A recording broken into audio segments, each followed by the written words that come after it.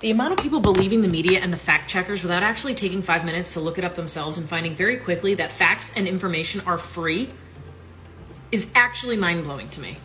How are we in 2024, as they like to say for a lot of their arguments, and you are not able to use logic, reason, and facts instead of influence, propaganda, and feelings to make your life choices?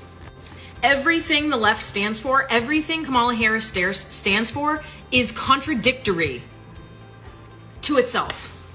Your daughter's future safety by not letting in third world criminals and rapists over the border by the thousands is a lot more important than which state she can choose to kill her baby in someday.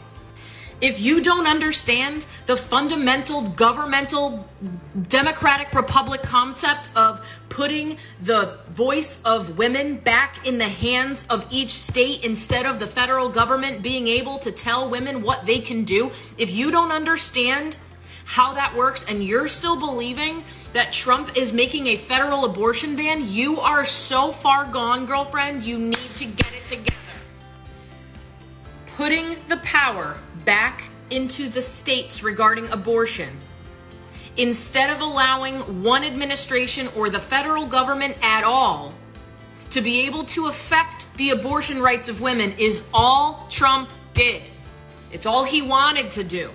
Okay? So educate yourself. If you live in a state and you don't like the rules, get involved and use your voice. All it did was put the voice back to you where you live instead of allowing the federal government to tell you what you can and can't do. So just because this federal government tells you what you want to hear, okay, doesn't mean that a federal regulation on abortion makes sense. God forbid the day comes that the person running the country isn't going to tell you what you want to hear. They're going to tell you the opposite.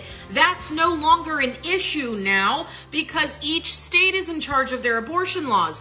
How are you guys this brain dead? This, ladies, is the reason why it took so long to get us the right to vote, because you guys use emotions instead of facts. Look the shit up.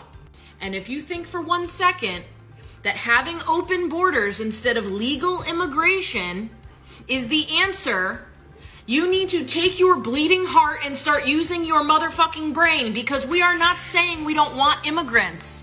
We are not saying we are not open to other cultures and other types of people. But baby girl, not doing background checks and allowing dangerous criminals to come into this country and make it so you feel even less safe than you do now to walk down the street with your kids is not the answer.